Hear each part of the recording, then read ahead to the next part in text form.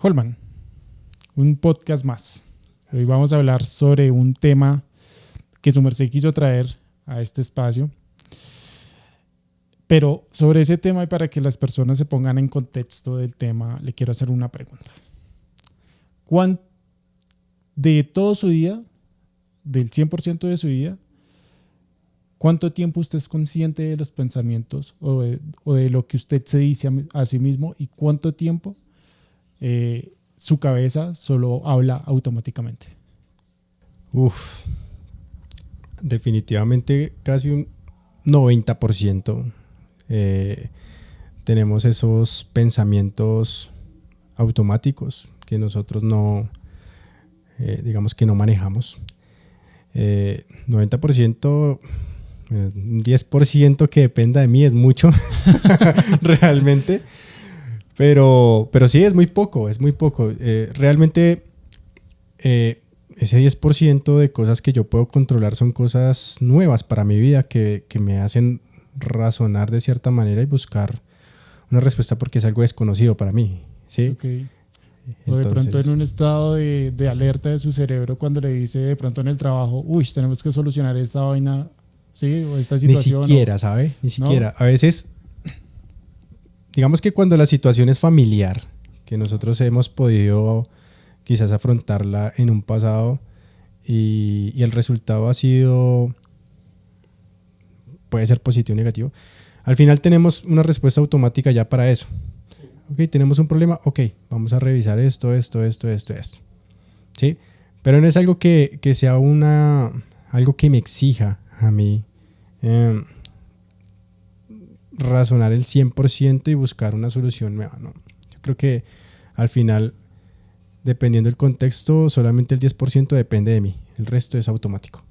Y cuando Holman está, digamos, afrontando una situación familiar, digamos, un ejemplo, una situación familiar en su trabajo, ¿cuál puede ser? Una situación familiar en mi trabajo, cualquier problema fitosanitario que haya, ¿sí? Al final, si es botritis, ya sé cómo controlar la botritis, si es trips, ya sé cómo controlarlo, ¿sí? Entonces, pero hacia eso, ¿cuál es el primer pensamiento que actúa en su cabeza? ¿Ya sé cómo solucionarlo o otro tipo de pensamiento? No, el primer pensamiento es, ok, necesito contexto. Okay. Entonces, ¿cuál es el problema? ¿Dónde está? ¿En qué bloque? ¿En qué variedad? ¿Sí? Algo muy relacionado como con la agronomía.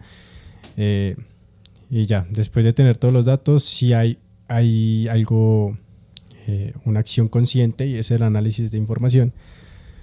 Pero el resultado de ese análisis, de esa información, también se me puede hacer familiar, entonces ya hay una respuesta automática. Ok, el resultado es este, entonces ya sé qué hacer. Hay que hacer esto. Ahora en otra situación familiar y no tan familiar porque bueno, no sé qué tanto lo haga cotidianamente, ¿no? Y es cuando va a salir con una chica.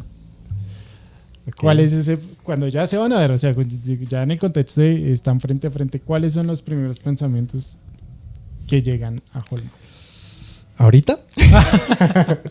Sí. No, los primeros pensamientos, pues obviamente es como esa ansiedad positiva de querer conocer a alguien, ¿sí? Entonces, ¿cómo será? ¿Sí? ¿Qué es lo primordial para mí saber de esa persona? ¿Sí? Entonces,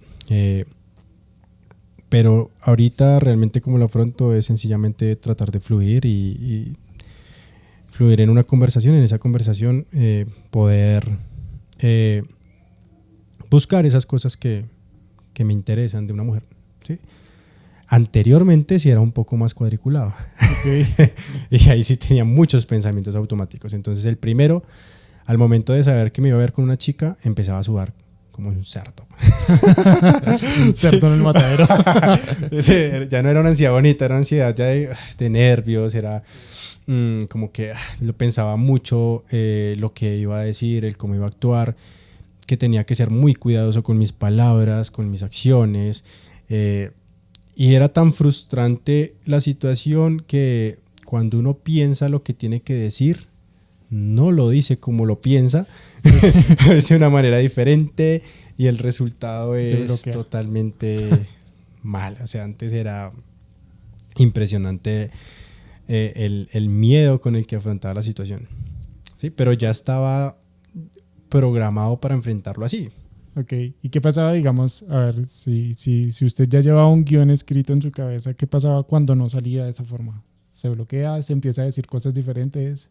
Claro, digamos que alimentaba más esa frustración. O sea, ya iba frustrado al momento de conocer a una persona porque de cierta manera iba con ese guión precisamente en respuesta de los malos resultados que tenía con otras situaciones similares. Entonces, claro, cada vez salía peor y eso alimentaba cada vez más esa costumbre de no, tengo que preparar mejor esto, sí, tengo que mejorar muchas cosas, pero siempre, o sea, al final era un reto muy grande. Claro, y ahí vemos como las dos percepciones y hay muchas más amplias cuando hablamos de pensamientos automáticos, ¿no? Porque los pensamientos automáticos son esa vocecita interior que nos habla de primeras sin tener el control nosotros como de la razón ante una situación. Por ejemplo, usted en su trabajo ya lo tiene muy controlado, ya tiene muy bien como educada esa voz interior que le ayuda a solucionar las problemáticas mediante el sistema como de familiaridad que pueden tener los mismos procesos. Es diferente cuando lo mandamos hacia otro contexto, si lo mandamos hacia conocer una persona, de pronto hacia tocar un instrumento, que digamos es una de las cosas que a veces he visto que frustra bastante, ¿no? Sí, es difícil. Y al final, nosotros nos hemos encargado de alimentar esas mismas frustraciones y de crear esas respuestas automáticas, ¿sí? Esas respuestas automáticas básicamente es la razón o nuestra mente, que la única función de esas respuestas automáticas es protegernos de algo. Sí, en este caso, en el ejemplo de cómo era mi interacción con las chicas antes, que me generaba mucha frustración, entonces cada vez que lo iba a asumir nuevamente con una chica nueva, el cerebro me decía, otra vez la vas a cagar, o sea, tú no sabes Sí. cómo hacerlo, ¿sí? Como que otra vez, y esas son las vocecitas que uno tiene al inicio, ¿sí? Y uno por eso se predispone a fallar, y va con ansiedad, y va con nervios, y va con miedo, porque educamos a la mente para que nos dé ese tipo de respuestas. Claro. Y al final sí, pasa. Sí, tal cual. Y es algo que usted decía anteriormente en una charla que tuvimos fuera de cámaras, y es que esa vocecita es como una mamá regañona, ¿no? Uh-huh. Sí, tal cual. Es una mamá regañona porque, como le digo, su función es protegernos, así como nuestras madres. ¿Sí? Te colocaba el ejemplo de mi mamá. Mi mamá a las 12 de la noche, cada vez que yo salía a tomarme una cerveza, me llamaba y me decía, oiga, ¿ya se viene para la casa? Sí, porque ella con mis hermanos sufrió muchísimo porque llegaban borrachos tarde y demás. Entonces ella ya creó esa creencia de, Dios mío, no tengo que evitar que mi hijo vuelva y pase por esta situación. La mente y esas vocecitas cumplen la misma función, ¿sí? Como le decía, con lo de las chicas, otra vez la embarrar, otra vez va a estar en una situación incómoda, ¿sí? Usted no va a poder porque usted no ha trabajado en usted, o usted no sabe usted qué va a ofrecerle, y al final pasa eso, ¿no? Al final esas vocecitas, en vez de impulsarnos a mejorar, lo que hacen es protegernos y limitarnos y mantenernos en esa zona de confort que hemos construido. No nos permiten avanzar nunca, ¿no? No, al contrario, no lo hagas porque es un terreno desconocido, ¿sí? Y usted no sabe qué va a pasar, entonces no lo haga, mejor quédese aquí. Que acá está Esa bien es y no le función. va a pasar nada y no tiene que afrontarse a nada diferente y ya con lo que sabe puede seguir existiendo. Esa es la mamá regañona que tenemos siempre ahí con nosotros y es eterna. Sí, eso pasa muchísimo de pronto en muchas cosas que tengamos que afrontar, por lo menos a mí me pasaba mucho en mi propio trabajo muchas veces porque digamos que yo creo que casi todas las profesiones, por no decir que todas, yo creo que todas, a pesar de que uno ya haya salido de su carrera, de lo que sea, siempre tiene que seguir aprendiendo, ¿no? Y el mundo se va actualizando y si uno no se va actualizando con él, pues se queda obsoleto.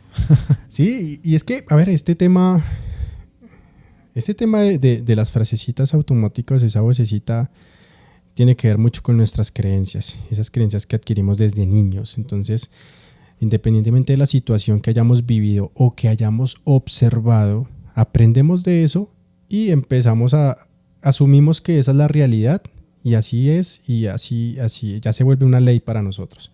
Sí, entonces cada vez que se repita esa situación en nuestras vidas, vamos a relacionarlo con esas que pudimos observar o vivir en el pasado y actuar de la misma manera. Por ejemplo, le voy a hacer una pregunta, Charlie. ¿Qué frase se repite cada vez que usted experimenta algo y no sale como usted espera? Yo creo que la primera voz que salta ahí es: otra vez la cagué. Sí, literal, es la primera frase que salta, y es porque obviamente yo mismo la he venido educando así. Uh-huh. A ver, esa voz interior no me habla así solamente porque fue un día malo, sino porque llevo años alimentándola de esa forma, ¿sí? Porque cada vez que pude fallar en algo, me daba como tan duro intrínsecamente, como de, no sirvo para nada, para qué lo intento, debería simplemente quedarme haciendo lo que ya sé y no intentar cosas nuevas.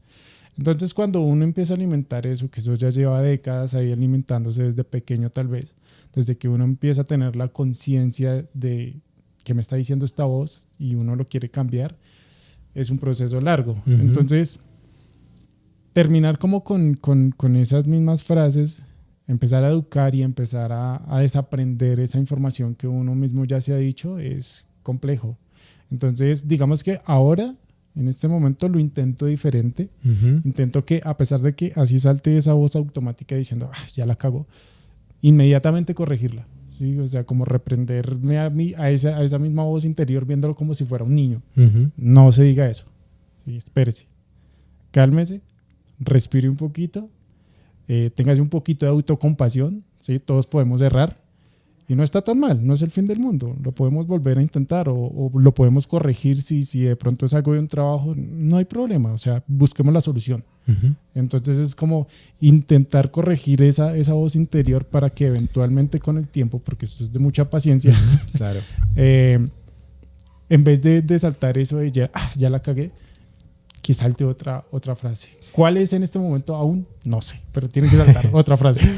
Ok, entonces esa vocecita de la cagué surge a raíz de haber tenido muchos fracasos en la vida, podemos llamarlo así, ¿cierto? Pero ahorita últimamente usted dice que lo ha asumido de manera diferente. Entonces, frente a un fracaso, lo que usted hace sencillamente es actuar y tratar de superar ese fracaso, ¿sí?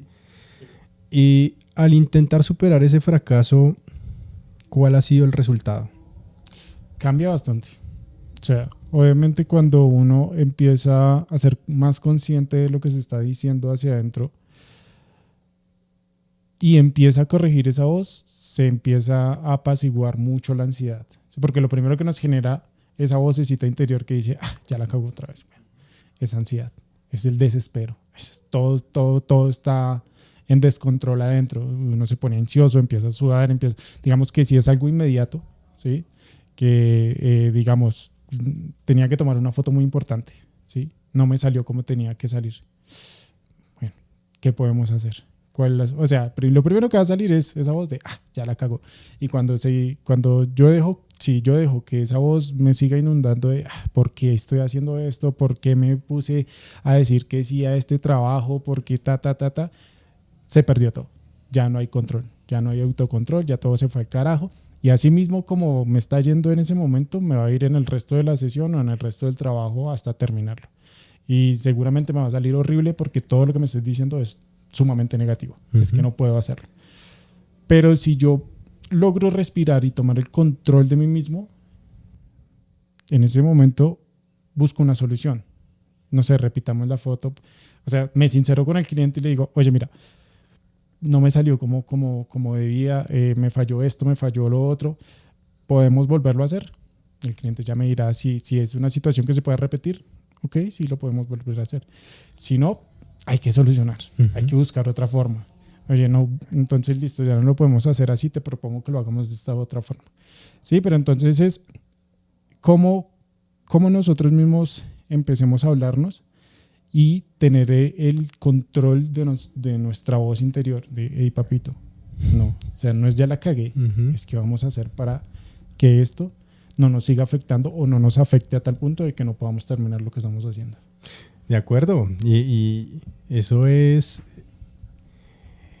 algo que es de valorar, ¿sí? Realmente lo más difícil de poder enfrentar esas vocecitas es identificarlas, ¿sí?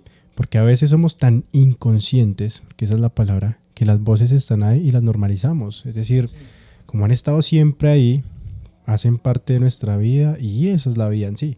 Pero no, cuando usted realmente toma conciencia de lo que tiene ahí y del daño que está generando, empieza a descubrir cosas como las que usted menciona, ¿sí? Ok, la vocecita está ahí, pero no, en este momento ya estoy mamado de los resultados, ¿sí? Que siempre consigo al momento de escucharla, que voy a intentar algo diferente. Es sumamente difícil porque tener la fuerza mental todo el tiempo para uno corregir esa voz interior, porque, a ver, estamos hablando de pensamientos automáticos y es que salen de un momento a otro, lo que decía Holman, el 90% del tiempo nosotros no tenemos el control de nuestra mente, sino que estamos en automático precisamente.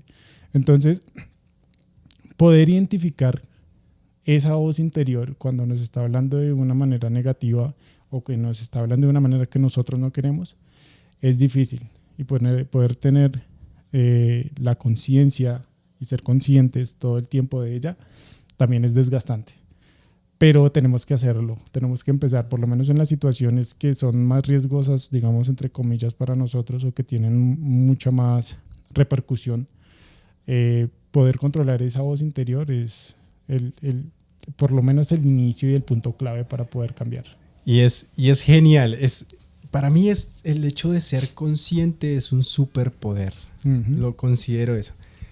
Es genial porque, primero, obviamente, trabajar en el hecho de ser consciente con uno mismo, uno descubre miles de cosas que definitivamente uno no relaciona con la identidad que uno desea tener. ¿Sí? Al final, las creencias, esos pensamientos automáticos forman la identidad de uno. Claro. Pero usted, cuando las descubre y es consciente, usted no se identifica con esa persona. Si usted dice, yo soy eso, pero yo no quiero ser, yo quiero ser una persona segura y no insegura. Yo no quiero tener miedo a las mujeres. Al final, al contrario, yo quiero ser un más seguro, que ofrezca una experiencia divertida, que las haga reír, lo que sea. ¿Sí? Pero uno se da cuenta que no sabe quién es, definitivamente, gracias a esa conciencia que uno empieza a adquirir. Claro. De hecho, hay un ejercicio muy poderoso que lo podemos hacer aquí. Volvamos a eso que usted se dice al momento de hacer algo y que no salga como usted espera, que es decirse que otra vez la cagó. Imagínese que esa frase es una persona que está al frente de usted en este momento y le está diciendo, otra vez la va a cagar. Usted ya lo ha intentado miles de veces y otra vez va a fracasar. Usted no aprende. No gaste su energía en eso. Eso no vale la pena.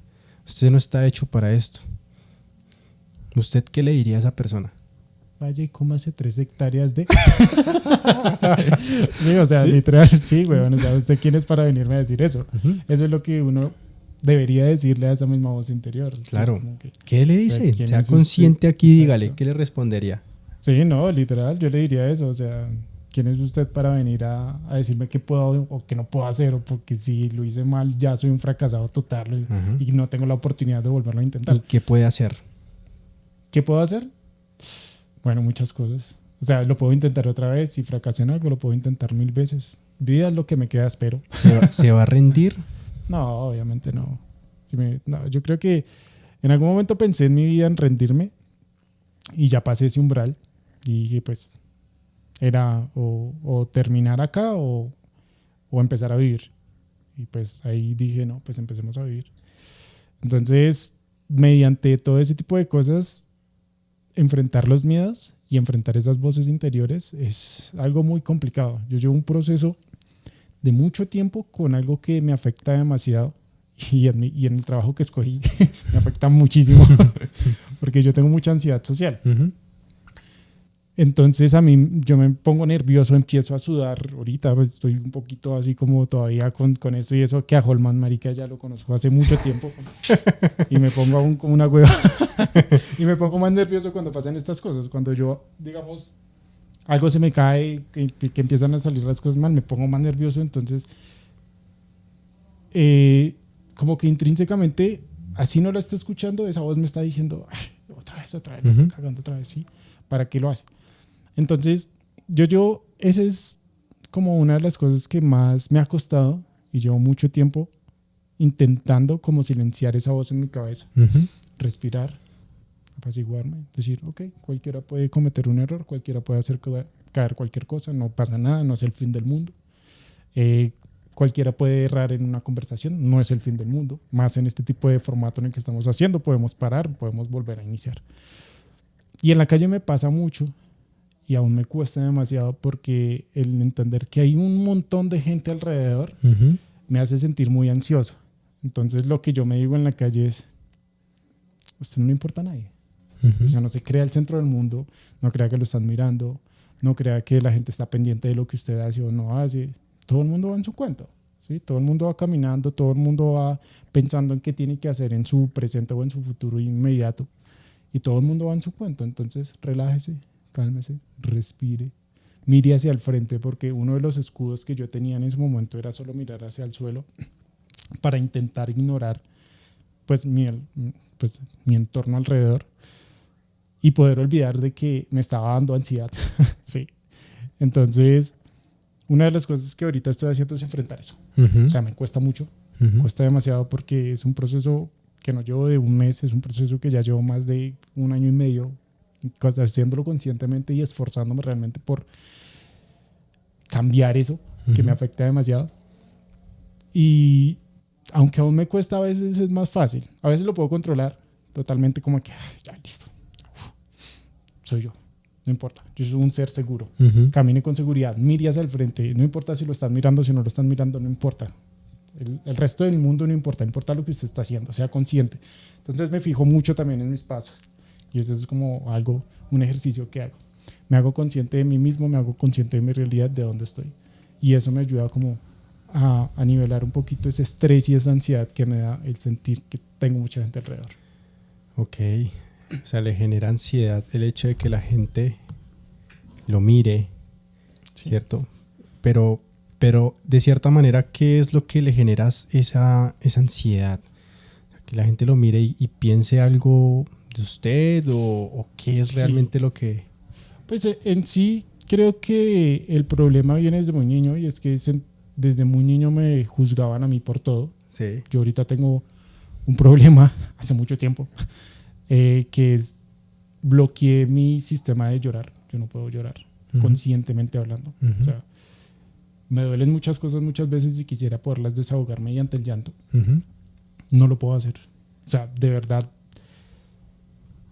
me inunda como esa tristeza, como esas ganas de llorar, como esa melancolía, pero no puedo. O sea, cuando empieza a llorosearme los ojos, mi mente dice, baila, no, acá ya fue. Entonces como que hace un stop y no permite que las lágrimas salgan. Solo puedo llorar cuando estoy muy ebrio. Sí, cuando estoy muy ebrio y sí, es como que como ya no hay como la conciencia hablando ahí, como que ya se desinhibió uno más. Entonces sí lo puedo hacer. Obviamente pues quisiera poderlo hacer así conscientemente, porque pues a veces uno simplemente necesita llorar muchas veces para poder desahogarse de lo que está pasando. Y con respecto a lo de la ansiedad, pasa eso, la ansiedad social. Creo que desde niño me juzgaron mucho en ese aspecto. Yo antes era una persona, o yo era un niño que se expresaba mucho afectivamente, como que cogía a las personas, las abrazaba, lloraba, gritaba, me reía a carcajadas, o sea, hacía lo que hacía un niño, ¿sí? Pero entonces como que en mi crianza obviamente empezaron a decirme, usted no puede llorar, usted es un niño, usted es un varón, solo las niñas lloran, no sé qué, ta.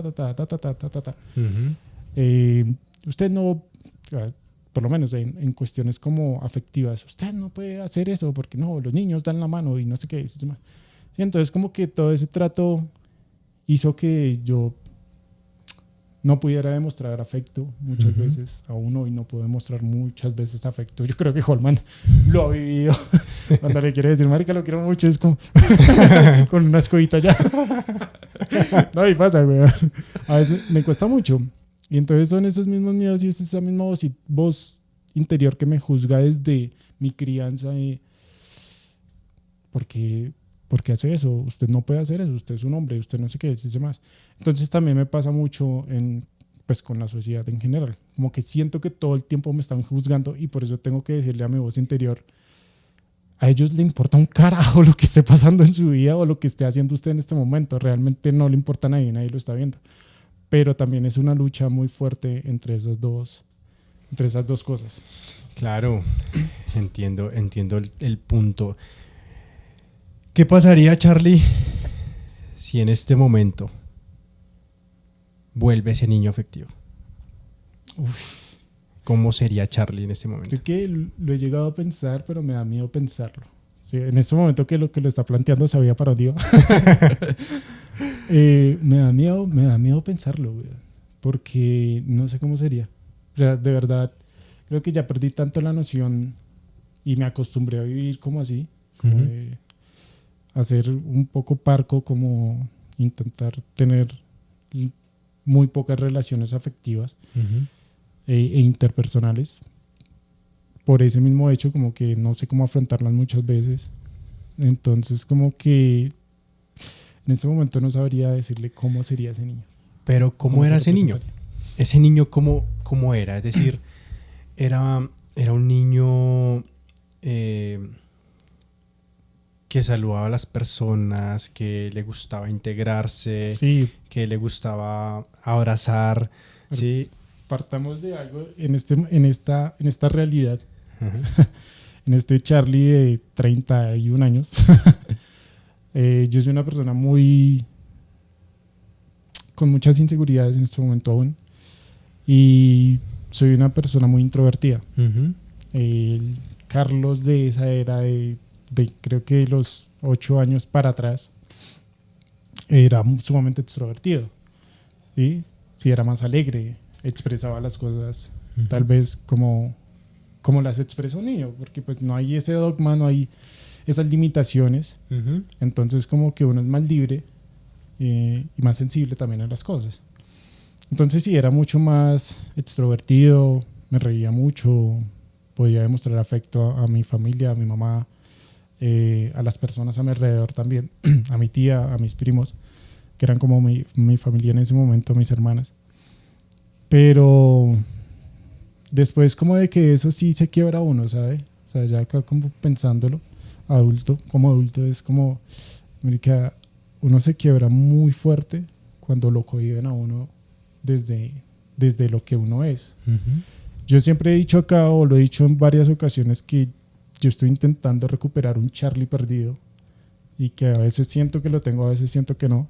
Y es ese Charlie, es ese Carlos niño que no le importa como poderse expresar de la forma en la que le gusta, que no le importa ser extrovertido sin que piense que el mundo lo está juzgando por serlo, y que no le importa ser afectivo y decir, realmente abrirse a las personas y decir, marica, te quiero, y no solamente decirlo, sino demostrarlo físicamente, que es una de las cosas que más me cuestan hoy en día, poder llegar a ese aspecto físico con las personas.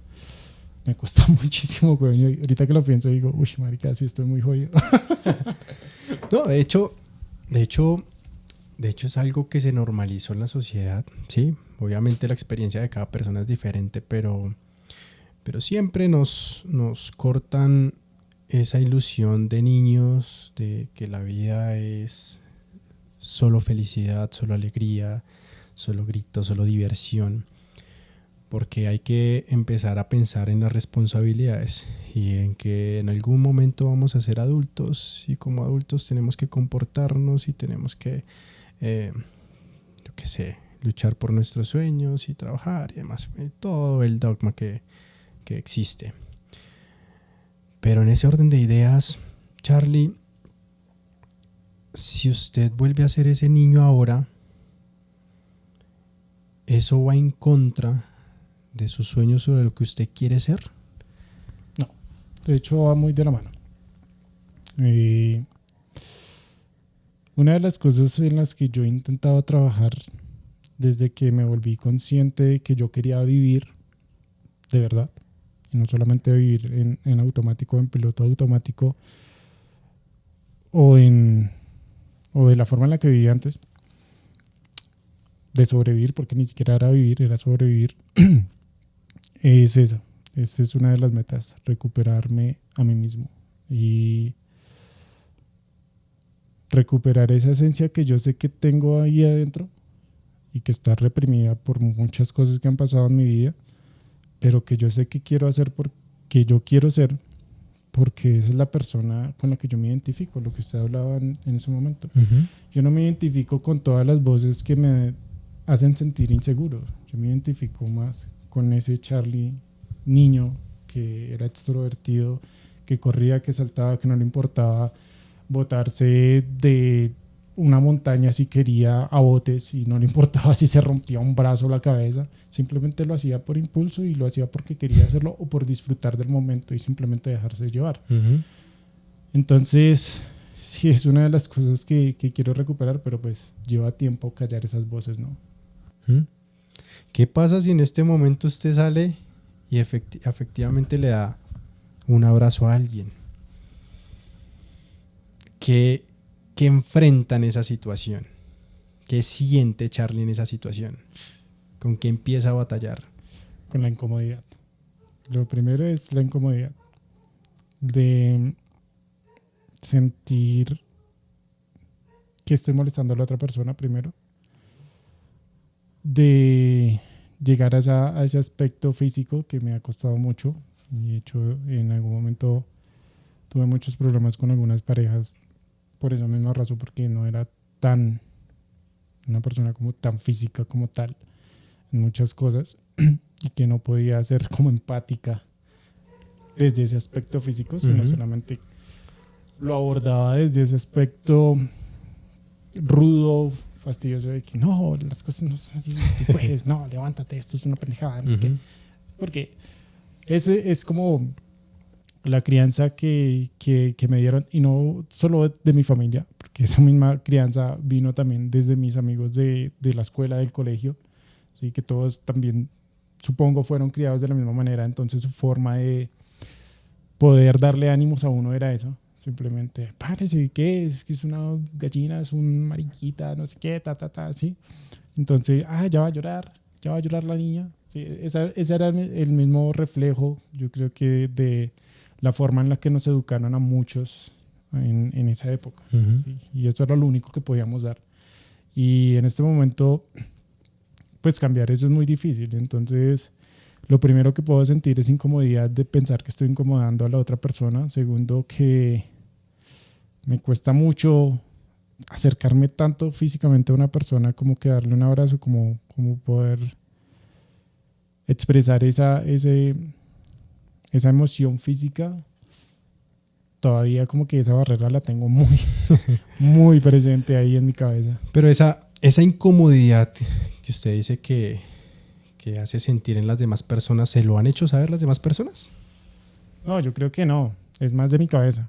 Sí, o sea, yo sé que es totalmente de mi voz interior y de cómo lo he alimentado. Y obviamente así como he hecho el ejercicio durante casi 2 años de poder, no solamente en la calle, sino en ambientes sociales, intentar calmar esa voz interior, intentar calmar esa ansiedad social que me da y poder estar a gusto con las personas que me están rodeando en ese momento, que pueden ser conocidas o desconocidas, porque me pasa con personas conocidas, con personas desconocidas. Yo muchas veces, y este es un secreto, yo muchas veces voy al baño no porque tenga que ir al baño, sino porque tengo que ir a respirar sin que las personas me vean. ¿Sí? O sea, como que ir a calmarme porque estoy temblando, porque estoy moviéndome mucho físicamente, porque ya mi ansiedad social se está expresando a un límite del que no lo estoy pudiendo controlar. Me toca ir al baño porque es el único sitio en el que yo sé que voy a estar solo y respirar. De acuerdo, está creada la creencia, ¿sí? Y se le ha dado el poder para que lo limite. Pero ¿qué pasa si Charlie lo intenta? ¿Qué pasa si sencillamente, obviamente, uno no va a ir abrazando a cualquier persona por ahí? Sería algo muy raro. Pero usted cuenta con un círculo social que lo aprecia mucho y que lo valora, que lo quiere. Y estoy seguro que nadie se va a sentir incómodo que una persona que sea cercana a uno le dé un abrazo. A veces ni siquiera se piden. Sencillamente uno fluye con la misma situación y se brinda el abrazo y se siente y se experimenta. Hay momentos que con la persona con la que usted se abraza es tan valiosa para usted que hasta siente en su pecho el latir de su corazón, y es tan gratificante eso. ¿Qué pasa si Charlie sencillamente lo hace? ¿Qué pasa si enfrenta eso? ¿Qué pasa si lo intenta? Me da ansiedad. Me da ansiedad al pensarlo. No, yo sé que tengo que hacerlo. Digamos que ahorita no estoy preparado. No estoy preparado mentalmente para hacerlo, por muchas cosas en mi cabeza.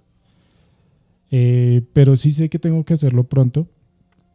En este momento le puedo decir no, me sentiría demasiado incómodo y creo que podría salir corriendo, porque en este momento de solo pensarlo ya tengo mucha ansiedad. Pero sí es algo que tengo que romper y terminar como con ese mismo dogma que yo mismo he alimentado, porque, a ver, una cosa es también, obviamente nosotros ya hacemos a partir de cómo nos crían, de cómo el círculo social en el que nos rodeamos ayuda a que nos desarrollemos socialmente y también como emocionalmente. Pero otra cosa es que nosotros también tenemos esa responsabilidad de cambiar y de poner un alto y decir, yo no quiero ser esto, yo no soy esto, yo quiero ser esa persona que fui en algún momento, o tal vez nunca he experimentado cómo quiero ser. Simplemente me voy a dar la posibilidad de intentarlo de muchas maneras. ¿Sí? Porque también lo he intentado como hacer de muchas maneras. He intentado cambiar hasta mi forma de hablar, mi estilo de vestir, mi forma de pensar, muchas cosas. O sea, yo creo que he tenido muchísimos cambios a lo largo de mi vida, y en este momento es uno con el que me siento medianamente cómodo, ¿sí? Pero hay muchas cosas que seguir mejorando. Se siente mejor. ¿Qué pasaría, Charlie, si empieza a trabajar en ese hábito? Usted no necesita ahorita abrazar a todo el mundo, pero empezar por algo, empezar a construirlo desde pequeñas acciones, como lo hablaba al principio, o creo que fuera de cámaras. Al final eso se acumula y termina usted siendo esa persona que quiere ser. Puede ser una buena puerta de entrada hacia ese Charlie que está ahí durmiendo todavía, perezoso, gordo, porque no ha salido a ver la luz. Sí. Y empezar desde quizás lo más preciado que usted tiene vida en su vida, que su mamá, sería genial. ¿Qué opina? Sí, yo creo que es un ejercicio que me toca retomar, no solamente con mi mamá, sino que he dejado muy, muy de lado también, hasta con algo tan esencial para mi vida. Obviamente mi mamá es lo primero en el mundo y lo segundo es mi gata. Y creo que dentro del mismo estrés de muchas cosas y mi gata era como mi refugio emocional también. O sea, todo lo que yo no hacía con las otras personas, como de algo físico, como de molestar y abrazar y acariciar y joder, lo hacía con mi gata. Últimamente hace algunos meses, de hecho, como que lo he dejado de hacer precisamente porque siento que hasta a ella le molesto. Entonces como que obviamente me estoy limitando mucho más de lo que me estoy ayudando. Claro. Lo que hemos dicho dentro del podcast todo el tiempo, y es que obviamente no se va a ver el cambio desde el día uno, sino que pues es un hábito y es algo que hay que romper de hace mucho tiempo. Entonces obviamente va a llevar su tiempo el ver realmente los cambios que se pueden generar a partir de ese nuevo hábito o de esa nueva forma de expresión sobre mí. Entonces, sí. De acuerdo. Es darle la oportunidad de que esa pequeña acción en algún momento se vuelva gigante. y hay que construirla. Después usted ya no va a ser su mamá, sus amigos, su pareja, cualquier persona que lo admire, ¿sí? Y que se sienta bien con usted, va a querer tener un abrazo suyo, va a querer ver ese Charlie extrovertido, va a querer ver de nuevo ese niño. Y ese ejercicio estuvo muy interesante porque de esta manera y se puede extender mucho más y uno descubrir muchas cosas más que lo limitan. Pero al final el objetivo de poder cuestionar todas esas voces es entender de dónde surgen, ¿sí? De dónde vienen y por qué me generan tanto daño, ¿sí? Porque necesitamos soltar al final, necesitamos soltar algo que estuvo ahí en su momento para protegernos, pero que en este momento no necesitamos, ¿sí? Esa es la conclusión al final de todo este ejercicio. A seguir aprendiendo. Realmente muchas gracias, Holman, porque pues este espacio, creo que este es un formato que queríamos intentar diferente a lo que veníamos haciendo. Da un poco de miedo expresarse así, porque no solamente, uno intenta concentrarse en que solo es Holman, pero pues acá hay cámaras, hay luces. Esto es un estudio que ustedes no ven acá atrás, pero pues hay un montón de cosas.